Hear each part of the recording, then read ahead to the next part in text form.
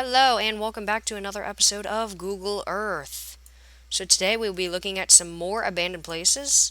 The first one being at where we are right now, specifically Plymouth on Montserrat.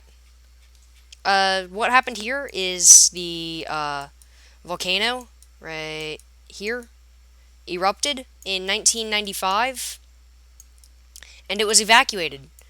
It used to be the capital of Montserrat and the main port.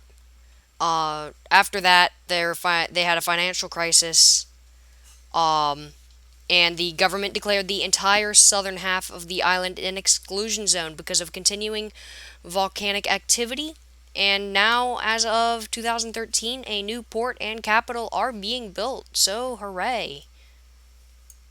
Alright, so the next one is a few shipwrecks, multiple shipwrecks. And it's oh yeah, and I'll put up, forgot, but I'll go ahead and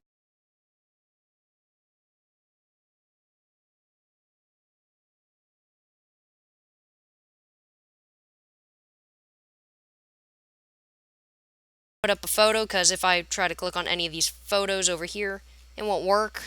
Sorry about that in the last video, but alright, so the next one is in Australia, and it is a bunch of shipwrecks in a bay. Here we go. So this is specifically the SS Ayrfield shipwreck. It is, I'll put up some photos, like, now.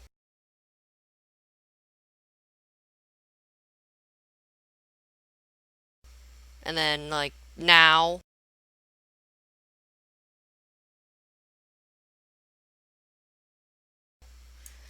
Uh, and then there's a bunch of other shipwrecks. I don't know if this is a shipwreck. Yeah, I believe this is a shipwreck.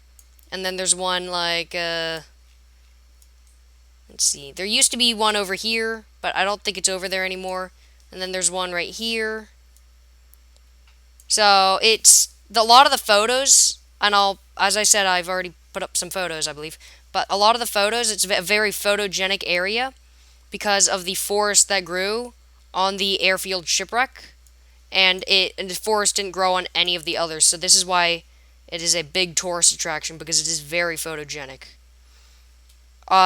So specifically, it is in Homebush Bay in Australia. And it is the remains of a shipbreaking operation during the mid 20th century. The airfield used to be a steam coiler. I believe that's how you say it. And there's also a tugboat, another steam coiler, and a boom defense vessel, aka I believe a mine-laying ship, I think. But I'll have to look into that more. A number of smaller ships are also abandoned in the area where you cannot see them on Google Maps. Alright, so the next one is on Nggela Island. I don't know how to say it exactly, so if I'm pronouncing it wrong, I'm sorry. But I don't know how to pronounce it. So, specifically, I'm looking at this. The MS World Discoverer was a cruise ship designed and built for, I don't know how to pronounce his name. It's a German name, I'm sorry. I don't know how to pronounce it. In 1974, and then it sunk on April 30th, 2000 at 4 p.m. local time. So, not any weird, funky, just local time for this island. And then the ship struck a large uncharted rock or reef. This is quoting Wikipedia. In the Sandfly Passage in the Solomon Islands.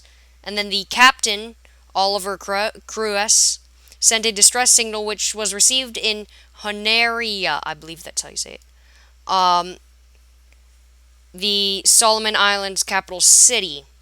The captain, after the passengers were all evacuated off and everything, the captain then brought the ship into Roderick Bay. After the ship began to list at a 20-degree angle, and he grounded it before sinking. The World Discoverer still sits in Roderick Bay on Nggela Island with a 46-degree list. The closest salvage companies attempted to salvage it, but it had already been ransacked by the locals. And then the ship, it has now become a tourist attraction. So other cruise ships will come through the bay on purpose just so people can get photos of this wrecked ship.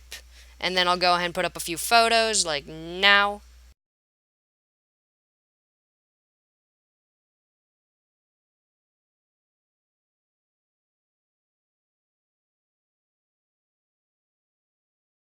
And then like now.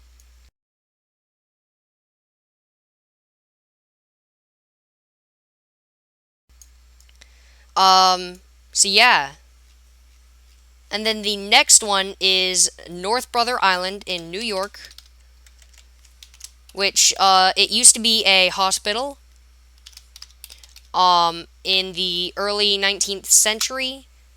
Sorry, until 1885 more specifically, when the Riverside Hospital, it used to be uninhabited. When the Riverside Hospital moved there from what is now known as Roosevelt Island, and this is very cool.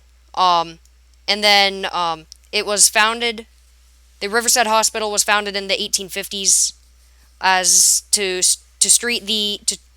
treat the smallpox outbreak and then isolate victims of the disease.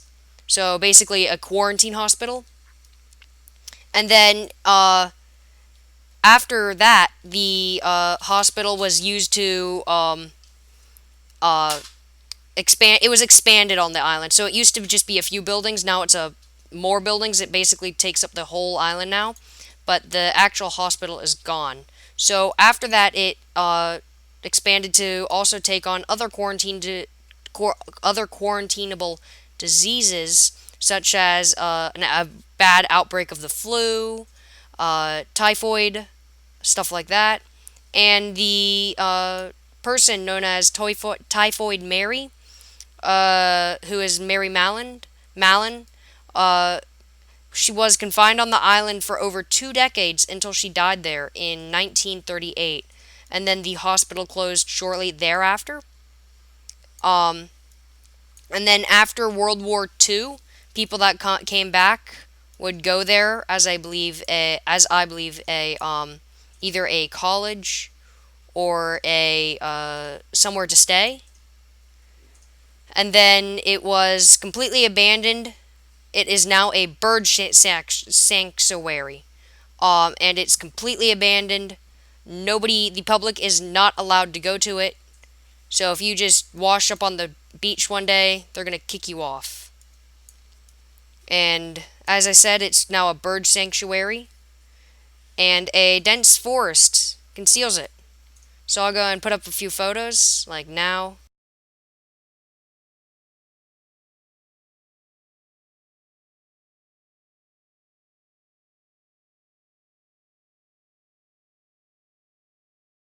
And then probably somewhere around now.